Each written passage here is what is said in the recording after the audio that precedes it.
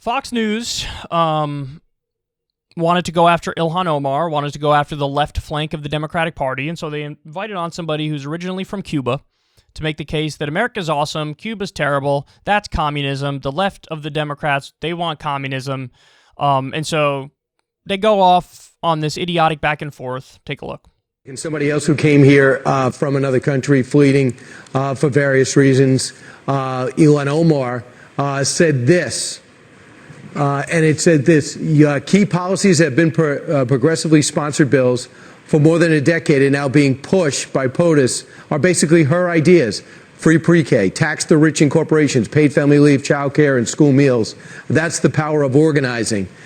She and the squad, who are way to the left, are running, it seems, most of the programs that the White House is putting forward. Does that scare you? Final thought.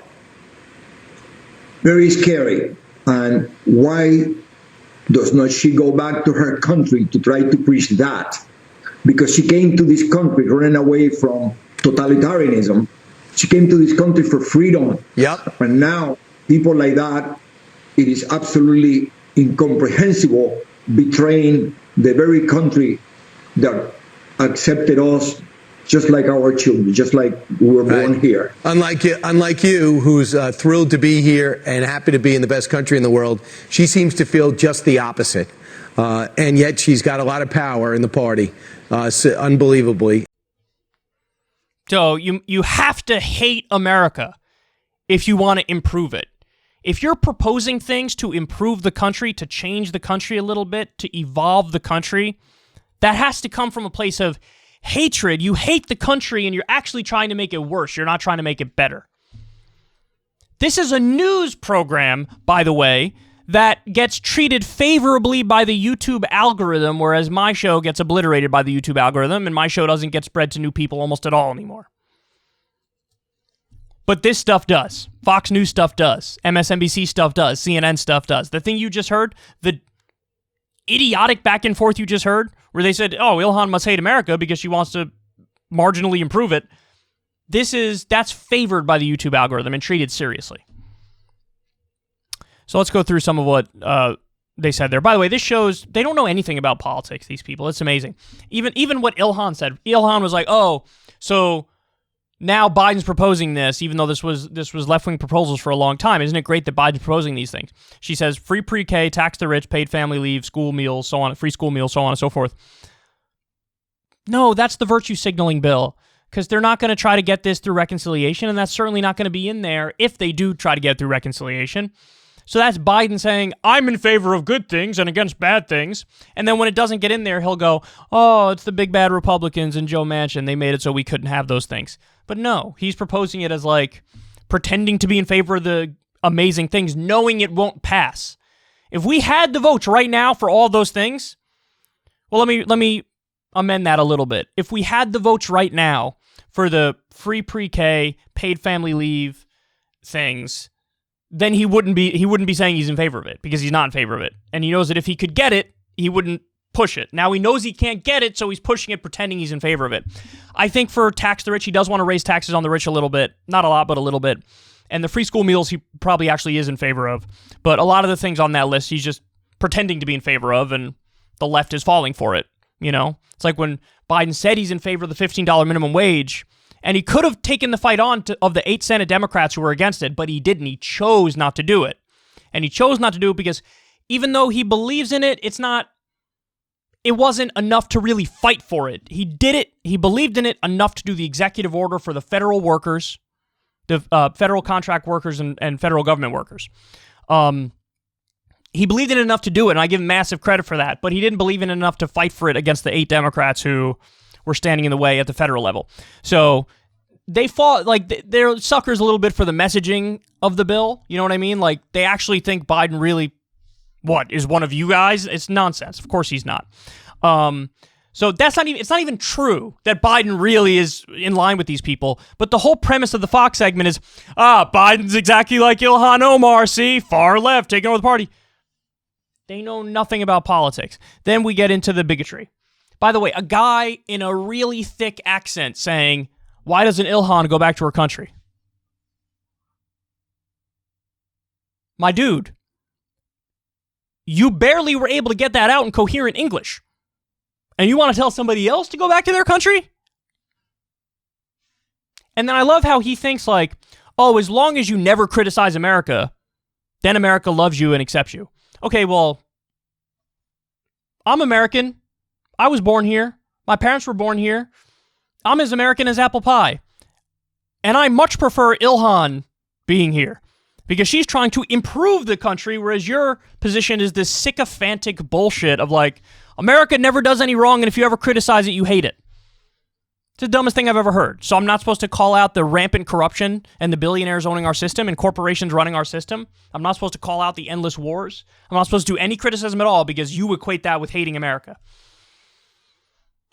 I mean, it's go back to your country. I could barely understand that in English, man. Could you repeat that? Go back to your country. I mean, listen, that is bigotry. That's what that is. That's what that is. You don't agree with her politics, and so you're like, oh, you're not American enough, so go back to your country. But I'm super American, even though I can barely speak English. I'm super American because I agree with Republicans on 100% of things. That doesn't make you more American. That makes you a simpleton. And then he says that she is betraying the country that accepted us.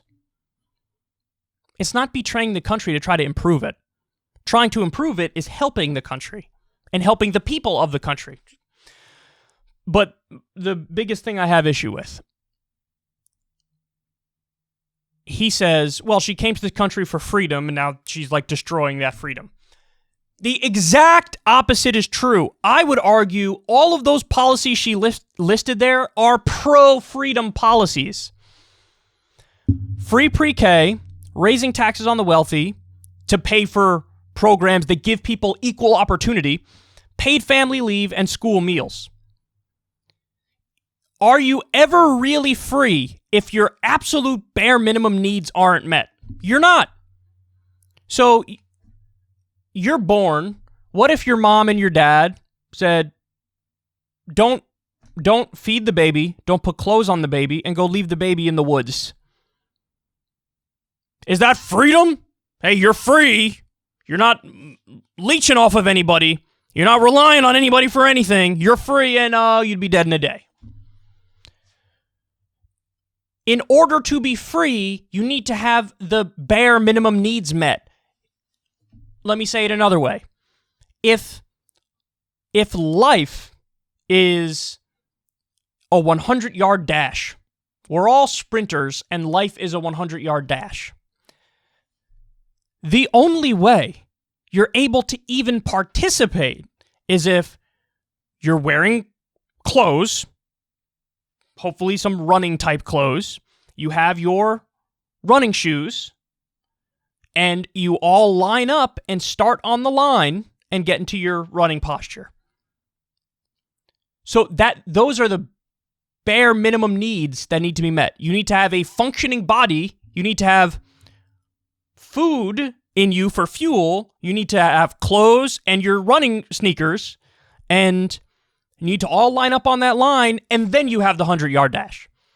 What these guys advocate for is, no, I don't want you to have the food. I don't want you to have the functioning body. I don't want you to have the running sneakers. I don't want you to all line up on the same line. I want some of you to have nothing, be naked with no running sneakers and no food.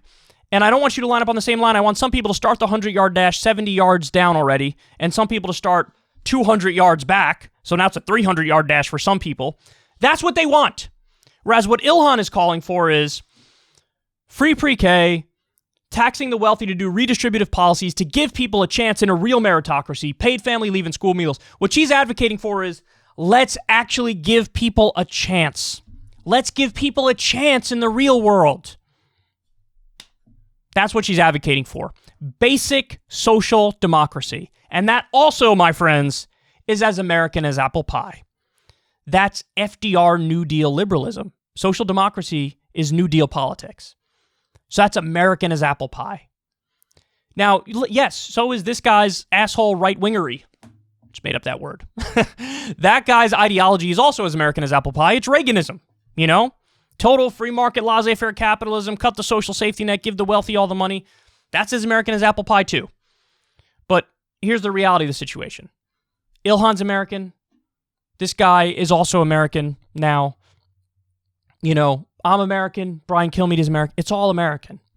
You don't need to question, hey, you don't need to say go back to your country or betraying the country or you're un-American because of these things. Put all that ad hominem garbage aside and let's actually debate the merits of the issues. And when you do debate the merits of the issues, you're going to find very quickly what Ilhan is saying is 100% correct in that these policies are good policies, they're social democratic policies, they're New Deal policies, and they will give people more freedom in that they give people an actual shot to make it. So Fox News is the worst and the dumbest, but you already knew that.